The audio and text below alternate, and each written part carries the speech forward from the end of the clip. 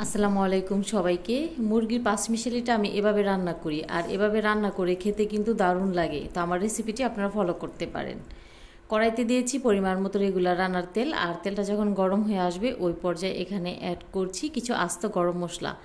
মশলাটা নাড়াচাড়া করে একটু ভেজে নেব, আর ভেজে নেওয়ার পর এখানে দিয়ে দেব পেঁয়াজ কুচি। ছোটো করে আলু কেটে নিয়েছি। আলুটা আমার পছন্দ তাই এখানে আলুটা দিয়েছি, আপনারা চাইলে আলুটা স্কিপ করতে পারেন। তো পেঁয়াজটা একটু তাড়াতাড়ি নরম হওয়ার জন্য এখানে দিয়ে দেব স্বাদ মতো লবণ। আদা রসুন বাটাটা দিয়ে দেব, দেওয়ার পর নাড়াচাড়া করে ভাজতে হবে। আদা রসুন এবং লবণটা দিয়ে একটু ভাজা ভাজা করে নিলে পেঁয়াজটা খুব তাড়াতাড়ি নরম হয়ে যায়। তো একটু যখন নরম হয়ে গেছে ওই পর্যায়ে এখানে দিয়ে দেব হলুদের গুঁড়া এবং মরিচের গুঁড়া। মশলাটা যেন পুড়ে না যায় এর জন্য এখানে অ্যাড করেছি পানি, আর দিয়ে দেব এখানে ধনে গুঁড়া। দিয়ে দেওয়ার পর একটু নাড়াচাড়া করে কষিয়ে নিতে হবে। তো ঢাকনা দিয়ে ঢেকে আমি ভালো করে কষিয়ে নেব। এরই মাঝে আমি কয়েকবার ঢাকনাটা তুলে নাড়াচাড়া করে নিয়েছিলাম। তো একটা পর্যায়ে যখন ভালো করে কষানো হয়ে যাবে ওই পর্যায়ে এখানে অ্যাড করব মুরগির পাঁচমিশালি। মুরগির পাঁচমিশালি বলতে এখানে সব কিছুই আছে।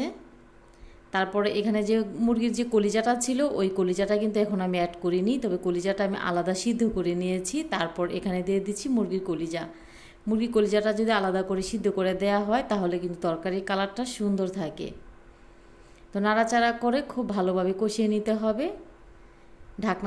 ঢাকনাটা ঢেকে দিয়ে তারপরে কষিয়ে নেব। যে কোনো রান্নার ক্ষেত্রে একটু ভালো করে কষিয়ে রান্না করলে কিন্তু রান্নার স্বাদ বেড়ে যায়। আর মাংস থেকে কিন্তু অনেকটা পানি উঠে এসেছে, তো নাড়াচাড়া করে এই পানিটা শুকিয়ে নিতে হবে। মুরগির পাঁচমিশালিটা আসলে আমরা অনেকেই খেতে পছন্দ করি, আবার অনেকেই খেতে পছন্দ করে না, তবে আমার কাছে মুরগির পাঁচমিশালিটা খেতে দারুণ লাগে। নাড়াচাড়া করে খুব ভালো করে কষিয়ে নিচ্ছি।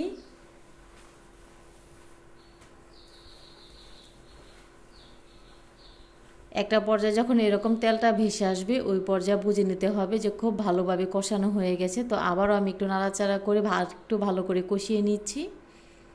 একটা পর্যায়ে যখন এরকম ভালো করে কষিয়ে নেওয়া হয়ে যাবে ওই পর্যায়ে এখানে অ্যাড করব 1 কাপ পরিমাণ পানি। আর এই পানিটা দেওয়ার কারণেই কিন্তু মাংসগুলো একটু ভালো করে সিদ্ধ হয়ে যাবে। আর এখানে অ্যাড করছি টালা জিরে গুঁড়োটা। শেষ পর্যায়ে যদি টালা জিরে গুঁড়োটা দেওয়া হয় তাহলে কিন্তু সুন্দর একটি ঘ্রাণ আসে আর খেতে অনেকটা বেশি মজা লাগে। এখানে স্বাদ মতো দিয়ে দিচ্ছি কাঁচামরিচ। একটু ঝাল ঝাল হলে মুরগির পাঁচমিশালিটা খেতে ভালো লাগে, তাই এখানে আমি কাঁচামরিচটা একটু কেটে নিয়েছি। রেসিপি ভালো লাগলে শেয়ার করার অনুরোধ রইল। খুব সহজ একটি রেসিপি। তো এই রেসিপিটি আশা করছি আপনাদের কাছে ভালো লেগেছে। আর খুবই সিম্পল, ঘরে থাকা মশলা দিয়ে কিন্তু এই রান্নাটা আমি করেছি।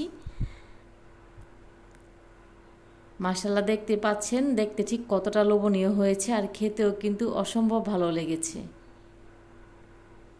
এতক্ষণ সাথে থাকার জন্য সবাইকে অনেক অনেক ধন্যবাদ জানাচ্ছি। প্রতিনিয়ত জানা অজানা রেসিপি পেতে আমার চ্যানেলের সাথেই থাকুন। আল্লাহ হাফিজ। আসসালামু আলাইকুম।